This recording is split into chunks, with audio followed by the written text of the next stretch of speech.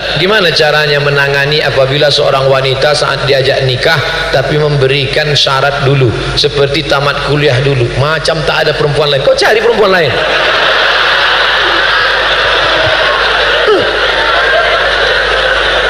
Kau buat, nanti balik dari sini pergi ke tempat sablon dekat, buat sablon sini, sablon baju kaos, buat besar-besar di sini. Hidup sudah susah, jangan bikin susah.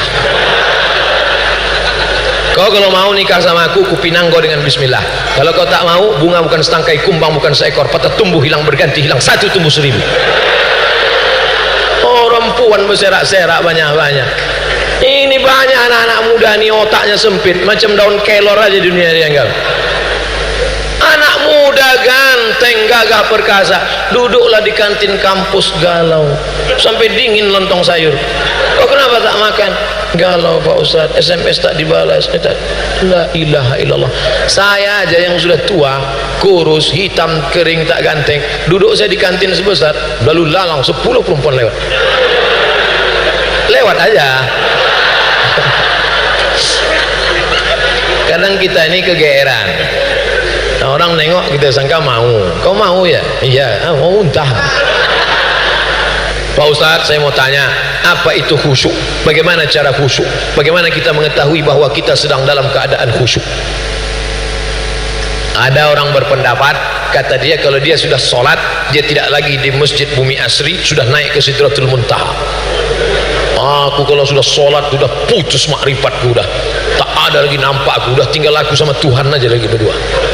Sekarang kita tengok sahabat Nabi SAW. Waktu itu Nabi sakit. Waktu Nabi sakit, maka imamnya Abu Bakar. Mereka pun sholat, imam Abu Bakar. Tiba-tiba Nabi datang dari kamarnya. Mohon maaf, ini mimbar, ini mihrab, kamar Nabi di samping. Mohon maaf, inilah agak-agaknya beginilah makmum. Tiba-tiba datang Nabi dari kamarnya. Makam Nabi yang sekarang itu kamar Nabi. Nabi datang. Pas Nabi datang, maka makmum memukul tangan, mau ngasih tahu Abu Bakar bahwa Nabi dah datang. Kan tak mungkin dibilang Abu Bakar, Nabi datang tuh.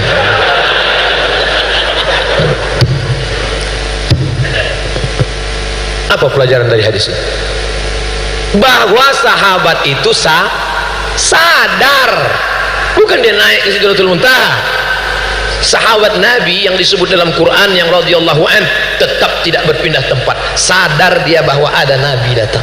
Tiba-tiba orang yang baru ikut bersuluk 2 kali berzikir, oh ini Ustadz ngejek tarekat ya? Enggak, saya pengamal tarekat Naqsyabandi, saya pengamal tarekat Syattariyah, saya pengamal tarekat Syaziliyah, saya ambil sanadnya dari Syekh Muwaffaq, tapi tidak yang mengada-ngada cakap, membuat-buat. Kita ini berdasarkan ilmu, bukan kita pergi ke alam lain. Kalau ada orang ngaku aku tadi sholat tak kemana, dia larikan jin itu. Dia tetap sadar di tempatnya. Hadis yang kedua, Nabi sedang sholat jadi imam. Tiba-tiba Nabi membuka selop. Waktu itu Nabi sholat pakai selop. Masjid Nabawi belum ada karpetnya, masih pasir. Nabi sholat pakai selop. Dibuka Nabi selopnya. Ketika Nabi membuka sendalnya, semua makmum di belakang menengok, membuka sendalnya. Assalamualaikum warahmatullahi wabarakatuh. Assalamualaikum warahmatullahi wabarakatuh. Nabi tengok sendal berserak-serak di belakang. Lalu kata Nabi, kenapa kalian buka selop kalian? Kata sahabat, kami tengok kau buka selop, kami buka selop kami. Apa kata Nabi? Aku buka selopku karena tadi datang Jibril mengatakan selop itu ada najis. Selop kalian tak bernajis, kenapa kalian buka? Apa pelajaran dari sini? Bahwa sahabat itu tidak kehilangan kesadaran. Dia tetap menengok sendal Nabi lepas. 3. Uqtulul aswadaini fis shalah. Kalau kau sedang sholat, bunuhlah 2 yang hitam. Kalau sedang sholat, bunuh 2 yang hitam. Apa yang dimaksud 2 yang hitam? Al-af'a wal aqrab. Aqrab kalajengking, af'a thu'ban, ular. Artinya apa? Waktu sholat mata terbuka, coba tutup mata, tiba-tiba datang anaconda. Sholat tidak kehilangan kesadaran, tapi sholat orangnya tetap mengingat Allah. Udah jelas. Ini untuk membantah orang yang mengatakan bahwa dia khusyuk sampai hilang kesadaran. Dia tetap ingat Allah, dia tetap fokus di tempatnya, dia tetap membaca. Ustaz, sholat itu mata terbuka apa tertutup? Mata terbuka. Tapi kalau tak fokus, tak khusyuk, boleh ditutup. Nggak tahu kawan yang di depan itu kadang, makanya kalau sholat pakai baju yang tak ada tulisan. Iya, ada orang pakai baju kaos di depan, tertulis coblos nomor. Itulah mata khusyuk. Udahlah datang terlambat, ditulis pula di belakang. Emang masalah buat lo? Mata khusyuk. Menurut saya kalau ada yang model-model gitu, saya tutup mata. Lah, lalu bagaimana caranya khusyuk? Kata Syekh Ali Tantawi ada 5. Yang pertama, ketika berwudu jangan bercakap. Makanya waktu berwudu tuh saat air masuk ke mulut, makrifat hakikatnya keluarlah dosa-dosa mulut. Hadis riwayat Ibnu Majah. Saat air menyiram muka, keluarlah dosa dari kelopak biji mata. Saat air menyiram tangan, keluarlah dosa dari celah-celah tangan. Saat air mengusap kepala, keluar dosa isi kepala, otak sampai ke lubang telinga. Saat air menyiram kaki, keluar dosa dari celah-celah kaki. Jangan sambil bercakap. Ini banyak orang sekarang sambil wudu cakap. Nah, kan aku bilang sama dia jangan. Tapi itulah datang juga. Memang entah apalah maksudnya. Hanya kentut juga sama dia itu. Itulah kita khusyuk. 2, dari tempat wudhu ke tempat sholat tak boleh tasbih. Tak boleh tasbih. Tasbih itu apa? Keretak. Kalau tasbih aja tak boleh, apalagi update status. Putus kontak HP mati. Dah, tasbih boleh, tasbih tak boleh. Tasbih subhanallah, subhanallah, subhanallah. Bro, gimana habis sholat terjadi kita makan sana? Subhanallah, subhanallah.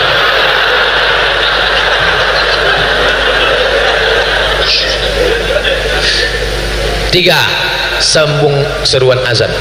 Allahu Akbar, Allahu Akbar, Allahu Akbar. Siapa yang bercakap waktu azan dikumandangkan, yukhsha, dikhawatirkan matinya dalam keadaan su'ul khatimah. Begitu kata Imam Al-Hafiz Jalaluddin Abdurrahman As-Suyuti. Makanya kalau azan berkumandang diam. Itulah mengapa di Medan di mana-mana sebelum azan apa kata muazin? Innallah. Di Medan masih ada orang baca itu. Innallaha wa malaikatahu yusalluna 'alan nabi ya ayyuhalladzina amanu sallu alaihi wa sallimu taslima. Sekarang ada orang yang melarang itu. Kau jangan tambah-tambah azan. Kalau azan-azan aja, jangan kau baca-baca innallaha wa malaikatahu. Datang mahasiswa itu melapor ke saya, Ustaz, katanya tak boleh baca innallaha wa malaikatahu. Siapa melarang? RT. Oh, kalau gitu besok tak usah kau baca innallaha wa malaikatahu. Jadi pengumuman saat aku nanti azan, ku sebut nama Muhammad, berselawatlah, berselawatlah.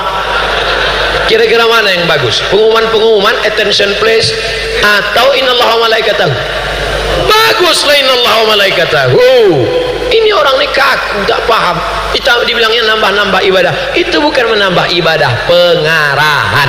Sama macam salat tarawih. Sallu salatal witri salasa raka'atin asabakumullah.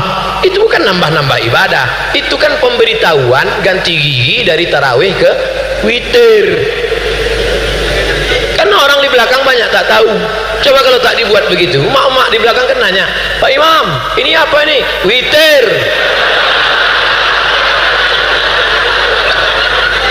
Tiga, empat. Pertama, waktu wudhu jangan cerita. Kedua, dari tempat wudhu ke dalam jangan tasbih. Ketiga, sambut seruan azan, jaga khusyuk. Keempat, mulut membaca, hati mengingat. Inna sholati wa nusuki wa mahyaya wa mamati. Apakah Nabi Muhammad itu kalau sholat mulutnya bergerak? Dijawab oleh Khabbab ibn al-Az, na'am, Nabi kalau sholat mulutnya bergerak. Dari mana kau tahu mulutnya bergerak? Bittirabi lihiyatih, karena aku tengok jenggotnya bergoyang. Kenapa jenggotnya bergoyang? Karena dagunya bergoyang. Banyak sekarang orang sholat diam aja mulutnya. Apa dibacanya? Baca inna salati wa nusuki wa mahyaya sami'allahu rabbana wa lakal. Yang kelima, pahami bacaan. Saya tak nyuruh menerjemahkan, jangan diterjemahkan, cukup dipahami saja. At-tahiyatul mubarakatus salawatut thayyibatulillah. Assalamu alayka ayyuhan nabiyyu wa rahmatullahi wa barakatuh. Wassalamu alayna wa ala ibadillahis salihin. Salat ini macam orang nyetir mobil. Sudah agak naik ke ini. Macam naik motor juga, agak naik masuk gitu. Macam meniti pematang tanah liat di tengah sawah. Jatuh naik balik, jatuh naik. Jangan jatuh masuk kolam sebelah nanggu ikan dalam. Bagaimana hukum menabur bunga di atas kuburan? Nabi mengambil pelepah korma, lalu dia tusukkan ke atas makam. Kenapa pelepah korma ditusukkan ke makam? Karena pelepah korma bertasbih, tasbihnya sampai ke orang yang mati, tasbihnya meringankan, tasbihnya. Itulah mengapa orang ziarah kubur baca doa, tahlil. Sedangkan tasbih pelepah korma sampai, apalagi bacaan Quran orang beriman. Tapi jangan gara-gara ini pulang dari sini bapak ambil sawit tanam di atas kubur. Kenapa kau tanam sawit di atas kubur? Sedangkan pelepah korma saja dapat pahala, apalagi sawit dan kelapa. Dan itu maksudnya. Begitu juga orang yang menyiramkan bunga itu, sebelum bunga itu kering maka dia bertasbih. Oh kalau gitu siramkan aja lah bunga banyak-banyak Pak Ustadz. Bahwa Nabi pernah meletakkan pelepah korma basah, ya, tapi kita jangan terlalu berharap pada tasbih tanam-tanaman, tasbih pokok kayu. Kita berharap kepada iman dan amal Apakah saya berdosa jika saya lebih mementingkan anak daripada suami? Oh, anakmu itu kan dari suamimu. Kau kasih anakmu makan, kau susukan anakmu, kau kasih dia pakaian, tapi suami kau rawat juga. Jangan sampai tidak bersikap adil. Kalau suamimu marah-marah, kenapa sejak anak ini kau kurang perhatian dengan aku? Bang, kalau kau mau perhatian full, kau cari pembantu. Aku bukan pembantu, aku membantu kau membesarkan anak ini. Oleh sebab itu maka aslinya seorang suami menyediakan satu orang khadim untuk memasak, untuk menolong istrinya. Kalau tidak bisa maka dia mesti berlapang dada. Jangan anak sudah banyak do re mi fa sol la si do sol fa mi re do, dia tetap juga macam dulu. Mengapa tidak kau layani aku seperti raja? Kalau kau mau dilayani seperti raja, buatlah aku seperti ratu. Kan begitu. Oleh sebab itu maka duduk bersama, bertukar pikiran, jangan mementingkan egonya saja. Betul? Gimana hukumnya perempuan yang rajin ibadah tapi tidak berhijab? Ada pula perempuan yang malas ibadah tapi berhijab. Ini ngetes-ngetes saja.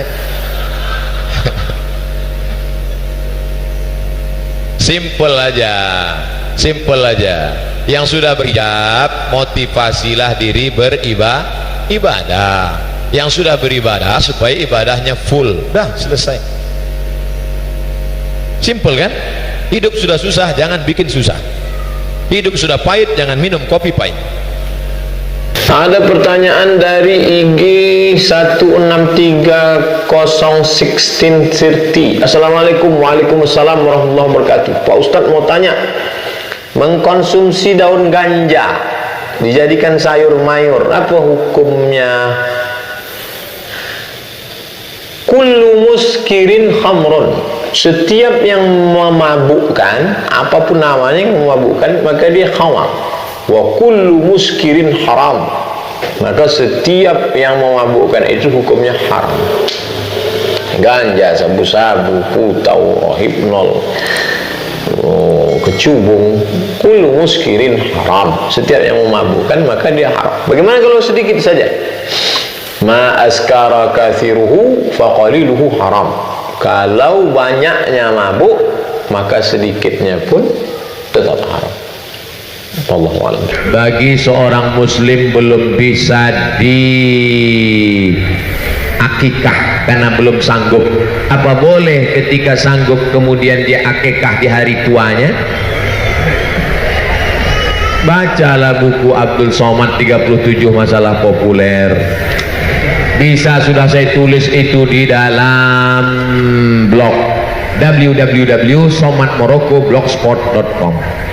Kita tes ya. Ini enaknya kalau punya ustadz milenial. Tulis ya, www Somad Morocco, SOMAD MOROCCO, tempat saya kuliah dulu.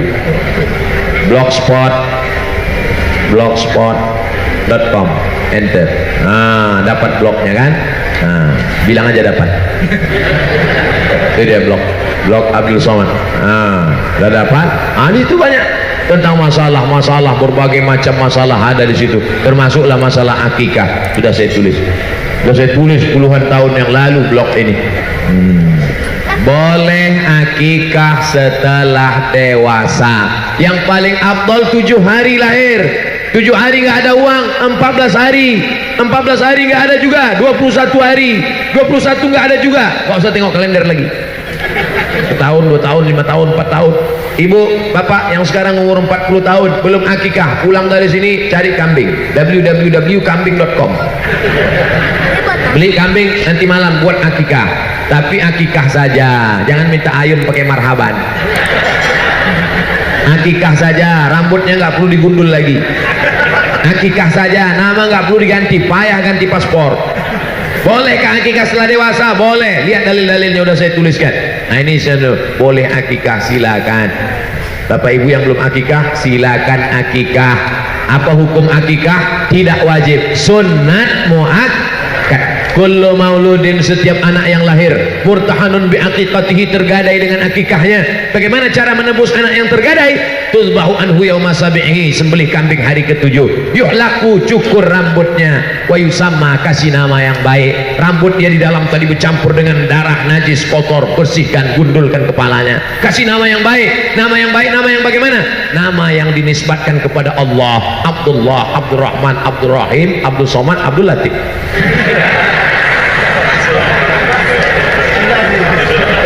Saya zikir kok malah tambah galau. Salah satu dari niat atau bagaimana yang lebih baik untuk cara berzikir menurut agama Islam, Pak Ustaz? Kalau bisa wudhu dulu, tapi kalau nggak bisa wudhu langsung saja zikir. Kalau mau zikirnya pakai tasbih yang 100 itu bagus. Banyak orang pergi umroh lebih lama milih tasbih daripada bertasbih. Tasbihnya lama, tasbih batu, tasbih kaca, tasbih koka, tasbih zaitun.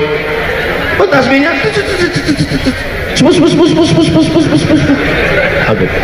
beli tasbih 100 pergi umrah, pas pulang 1 pun nggak ada yang disimpan, semuanya dikasih ke orang. Tinggal punya dia 2, itu pun digantung di kaca spion mobil. Itu alat tasbih itu supaya tasbih kita teratur, dihitung 100. Terserah, tapi saya lebih banyak bersolawat. Bersolawat. Allahumma sholli ala sayyidina Muhammad wa ala ali sayyidina Muhammad. Allahumma sholli ala sayyidina Muhammad wa ala ali sayyidina Muhammad. Allahumma sholli ala sayyidina Muhammad wa ala ali Muhammad. Mulut menyebut, hati mengingat, sikap mengagungkan. 3 caranya. Mulut menyebut, hati mengingat, sikap mengagungkan. Pejamkan mata.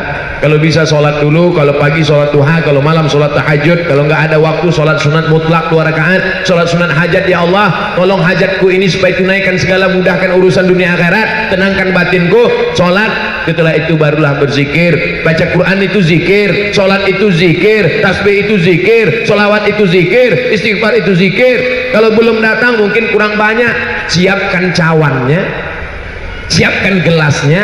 Allah akan menurunkan airnya. Gelas itu hati kita, air itu adalah ketenangan dari Allah. Kalau belum datang mungkin bukan Allah tidak tunaikan janji, karena Allah maha menunaikan janji. Innaka la tukhliful mi'ad. Tapi mungkin cawan kita masih kotor, kita bersihkan hati, kita mohon kepada Allah. Orang yang berserah diri kepada Allah, Allah pasti akan menolong dia. In tansurullah, kalau kau tolong agama Allah, yansurkum. Wa may yattaqillah, siapa yang bertakwa kepada Allah, siapa yang bertakwa kepada Allah, yaj'al lahu makhraja, Allah berikan dia jalan keluar dari segala problematika masalah hidupnya. Jadi jangan pernah berhenti, jangan pernah mungkin kurang syarat, kurang khusyuk. Obat saja pun yang hebat, kalau tidak cukup syarat tidak jadi obat, malah jadi penyakit. Ini ada pil kapsul dari Jerman. Kalau dimakan, kalau dikonsumsi, kalau diobati anaknya, insya Allah sehat. Begitu dikasih, anaknya bukan sehat, malah makin sakit. Gara-gara apa? Gara-gara salah dengar. Gimana ibu kasih obatnya? Setelah saya kasih obatnya, saya masukkan ke bubur, saya suapkan ke anak saya. Rupanya kata dokter kemarin bukan ke bubur, ke dubur. Salah pasang. Makanya dengarkan baik-baik, amalkan tulus ikhlas, Allah akan menurunkan pertolongannya, ditenangkannya hati kita sebagaimana ditenangkan hati ibu Nabi Musa, ditenangkan hati kita sebagaimana ditenangkan hati Maryam, ditenangkan hati kita sebagaimana ditenangkan hati Nabi Muhammad sallallahu alaihi. Assalamualaikum warahmatullahi wabarakatuh. Waalaikumsalam. Semoga Ustadz Somad senantiasa dalam ridha Allah, amin. Pertanyaan saya terkait dengan istilah aswaja Ahlus Sunnah wal Jamaah. Insya Allah Pak Ustadz bisa memberikan penjelasan dari arti makna latar belakang aswaja. Apa benar apabila ditelaah bahwa aswaja memiliki garis keturunan langsung dari Rasulullah? Bagaimana kita tahu keaslian daripada ulama-ulama yang mengatakan mereka adalah habaib? Saya hadir di Hotel Crown. Ketika itu 2 tahun yang lalu datang Habib Umar bin Hafiz, hafizahullah wasaddaqah. Jadi di Jakarta ini ada namanya Persatuan Ahlul Bait Keturunan Nabi Muhammad sallallahu alaihi wasallam. Nama ketuanya Habib Zain Ibnu Sumaid, hafizahullah. Habib Zain Ibnu Sumaid. Dulu saya dikasih kartunya saya simpan di dompetnya tinggal pula. Nah, nanti yang ngaku-ngaku habaib dicek di sana. Kata Habib Zain bin Sumaid, kami bisa ngecek dia Habib asli atau Habib palsu dari 4 nama. Abdul Somad bin Bakhtiar bin Yahya bin Ahmad Shah. Dari 4 nama ini nanti dicek bisa ketahuan. Wah, ini Abdul Somad bukan keturunan Nabi Muhammad, jadi keturunan Nabi Adam. Bisa dicek. Jadi nanti kalau ada orang ngaku, itu pasti ada silsilah nasab dia. Al-Haddad, Al-Shihab, Al-Jifri, Al-Saqqaf, Habib Salim As-Saqqaf Al-Jufri, Habib Rizik Syihab, Habib Fulan. Ini ada silsilah nasabnya sampai kepada Sayyidina Ali, sampai kepada Sayyidina Husain anak Sayyidatuna Fatimah, Fatimah anak Sayyidina Muhammad sallallahu alaihi wasallam. Adapun makna Ahlus Sunnah, orang yang berpegang kepada sunnah-sunnah Rasulullah sallallahu alaihi wasallam. Apakah pernah Nabi duduk-duduk di masjid buat pengajian seperti ini? Pernah Nabi duduk. Sayyidina Ali, Abu Bakar, Umar, Utsman, Ali, Thalhah, Zubair, halaqah namanya. Halaqah artinya lingkaran. Maka perbuatan kita ini sesuai apa tidak dengan sunnah Rasulullah? Sesuai. Maka perbuatan yang sesuai dengan sunnah dilaksanakan. Perbuatan itu dilakukan oleh orang Ahlus Sunnah.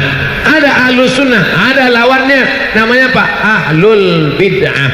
Perbuatan yang tidak dilakukan oleh Nabi Muhammad SAW, memisahkan antara laki-laki dan perempuan. Sunnah apa bid'ah? Sunnah, tak boleh campur aduk. Makanya dibuat itu ada pagar, agak langgar-langgar pagar sedikit karena. Tapi nanti pas ketika sholat, apa kata imam? Sufuf, luruskan shaf.